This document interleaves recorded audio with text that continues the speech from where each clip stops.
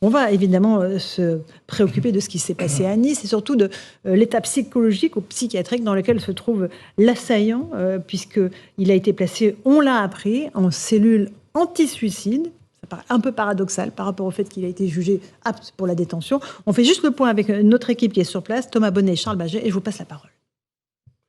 L'assaillant a été placé en détention provisoire ce week-end. Il se trouve désormais au centre pénitentiaire d'Aiton, à une quarantaine de kilomètres de la ville d'Annecy. Il a été placé dans une cellule à l'isolement, une pièce spéciale où tout est fait pour éviter que le détenu se suicide. Concrètement, cela veut dire que tout objet pouvant représenter un danger ou avec lequel il pourrait tenter de mettre fin à ses jours a été retiré. Alors généralement, dans ces cellules, qu'on appelle communément des cellules anti-suicide, les meubles sont conçus de manière lisse, arrondie. Le linge est déchirable pour éviter que les détenus qui sont placés dans ces cellules ne puissent porter atteinte à leur intégrité physique. Il y a également un système de surveillance renforcé avec des caméras et des rondes plus fréquentes de la part des surveillants pénitentiaires. On rappelle que depuis son interpellation jeudi dernier, le suspect est resté muet face aux enquêteurs, muet face aux juges d'instruction, ce qui complique évidemment les investigations. Et on rappelle enfin qu'il a donc été mis en examen pour tentative d'assassinat et rébellion avec arme, et il encourt pour cela la réclusion criminelle à perpétuité.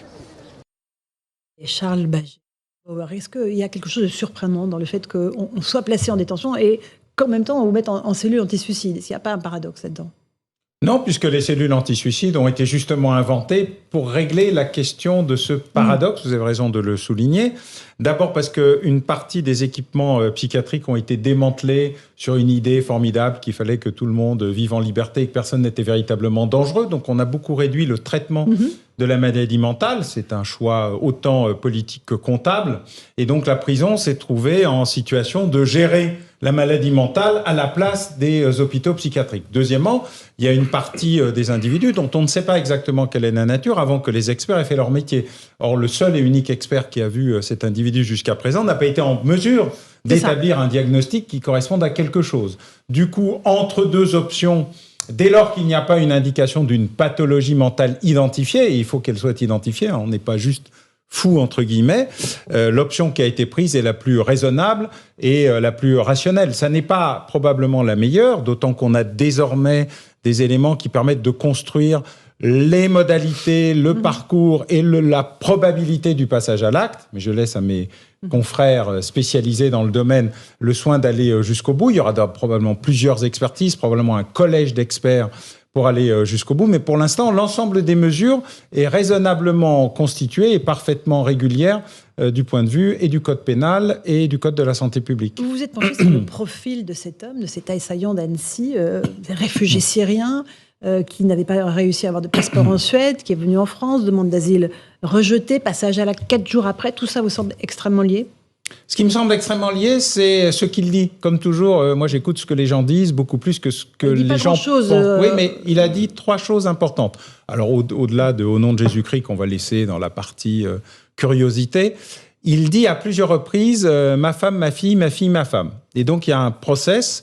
Et mon option, qui n'est qu'une hypothèse et qui ne vaut que ce qu'elle vaut, c'est que le geste meurtrier vis-à-vis des enfants est une réponse à une problématique qui concerne sa propre situation familiale et son propre état. Premier élément.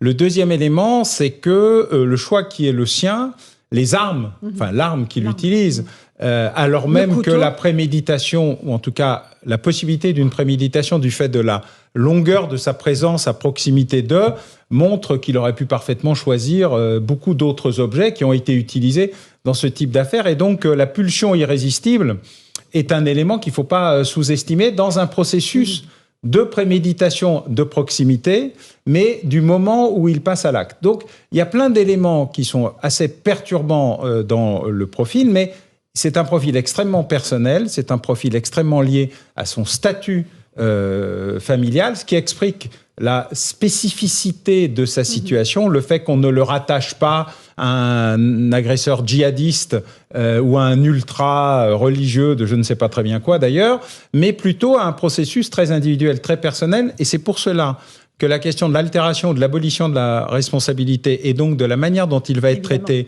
la manière dont la justice va pouvoir envisager son cas et de la place très importante que l'expertise ou le collège d'experts va donner va illustrer d'une manière très précise la manière dont il va être traité. Et Grégory Joron, vous qui êtes policier, est-ce qu'il y a des choses qui vous déroutent dans cette affaire, dans ce profil, dans ce passage à l'acte, dans la violence qu'il a déployée envers les enfants ?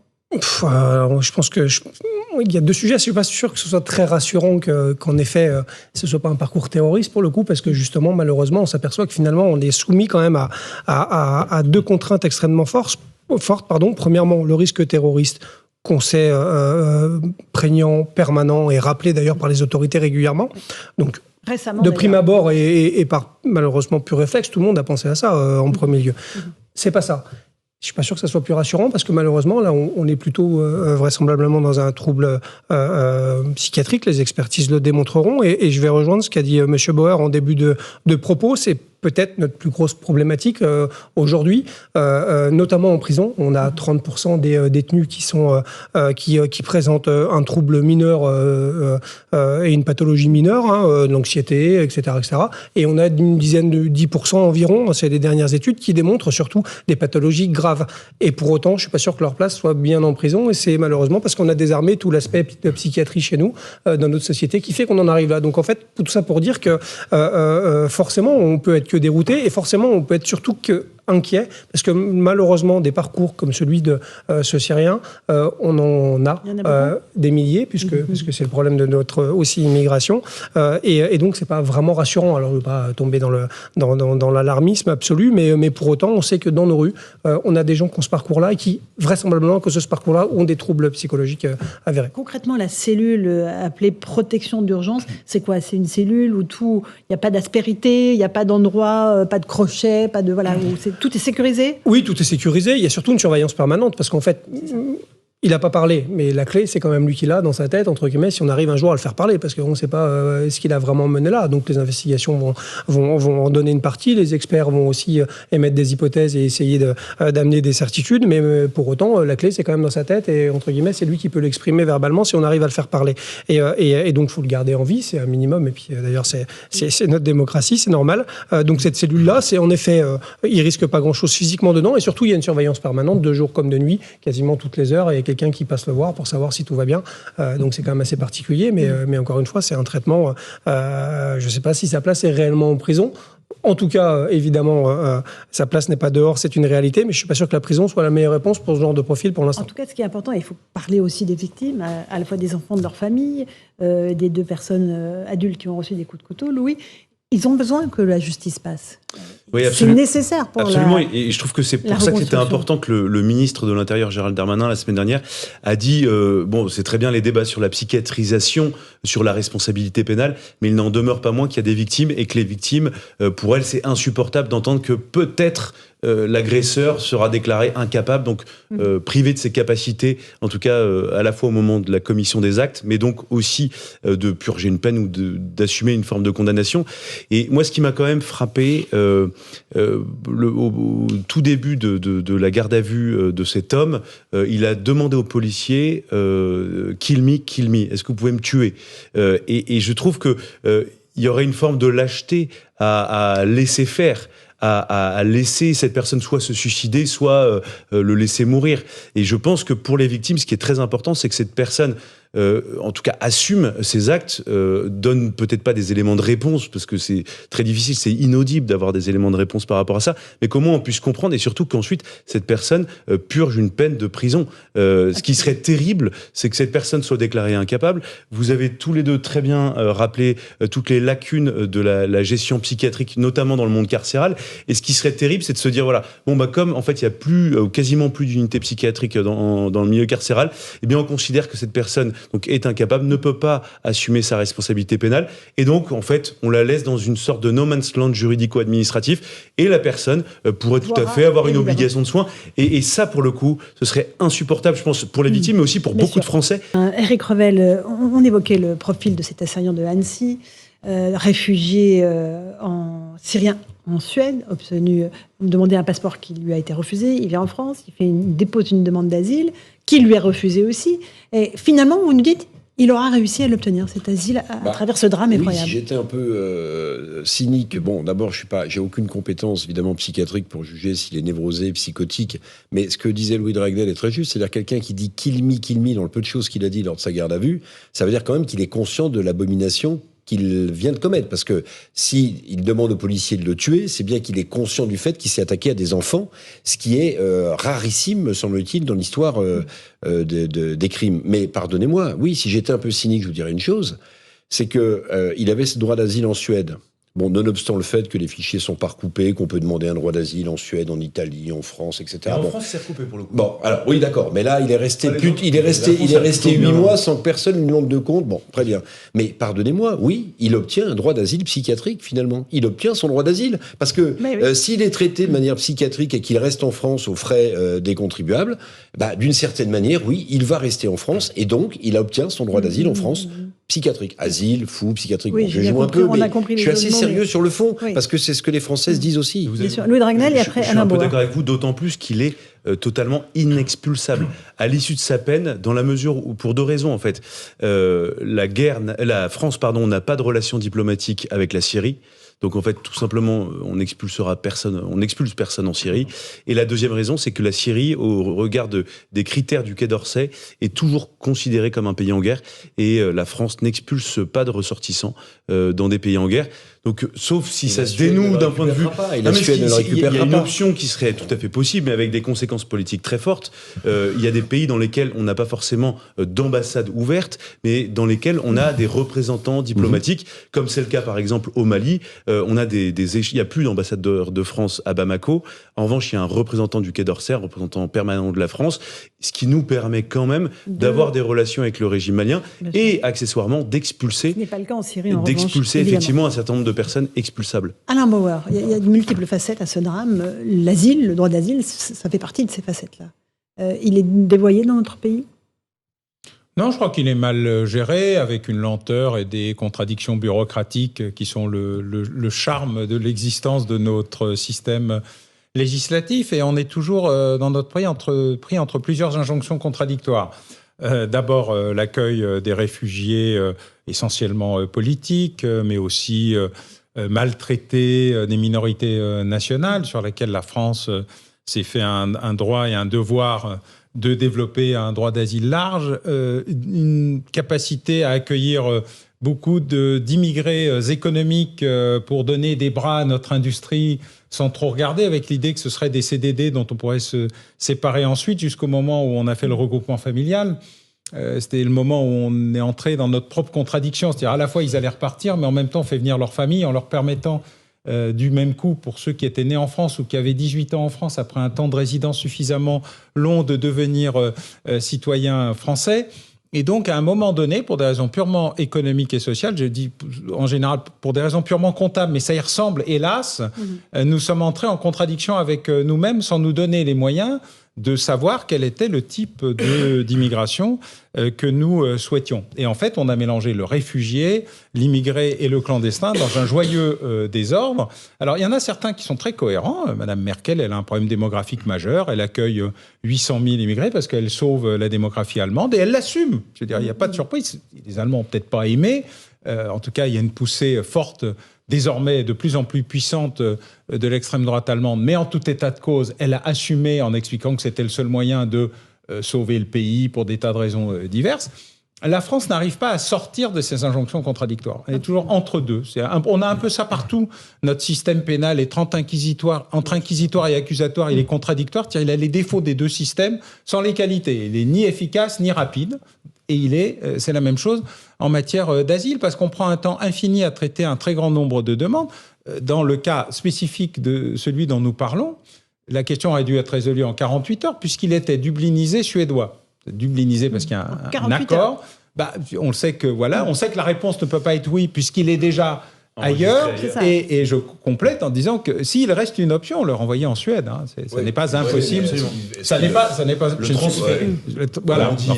Mais il y a notre problème, c'est l'incohérence. C'est-à-dire que on ne sait jamais ce qu'on veut, et on est toujours soumis à une pulsion morale suivie d'une répulsion pénale Et donc, on mixe les deux, ce qui fait qu'on n'a jamais ce qu'on veut. Alors, pour des raisons essentiellement historiques et liées aussi à notre passé dont on n'arrive pas à se défaire, où il y a une culpabilité qui ne s'arrête jamais par rapport à l'histoire de la colonisation. Clairement, en fait, le problème se trouve réellement là. En 1951, quand la Convention de Genève est signée, c'est ça qui définit les critères du droit d'asile. Il y a 4 critères qui sont mis en place. Si vous êtes donc menacé de mort, si vous êtes mis en cause ou si vous êtes menacé de mort pour votre liberté de penser, vos opinions politiques, votre religion. Et donc, dès que vous pouvez saisir un de ces critères-là, vous êtes éligible par principe à l'asile en France. Donc ça, c'est les critères de la Convention de Genève. Et quelques années plus tard, dans les années 80, parce que certains juges français considéraient que c'était trop restrictif, eh bien, ils ont élargi à ce qu'on appelle, ils ont créé un nouveau concept qui s'appelle la protection subsidiaire. Et donc, c'est devenu une machine complètement infernale et qui permet globalement, peu ou prou, à 2/3 des personnes qui veulent prétendre à l'asile d'y parvenir avec la bénédiction de la France. Et la France, en fait, est largement responsable de cette doctrine qui, du coup, s'est élargie à tous les pays de l'Union européenne, puisqu'en fait, tous les pays de l'Union européenne se sont calqués, en fait, sur la Convention de Genève et la protection subsidiaire qu'a mis en place la France. Donc, ça vient des juges français. Et donc, en fait, on est en partie, en tout cas historiquement, responsable de ça.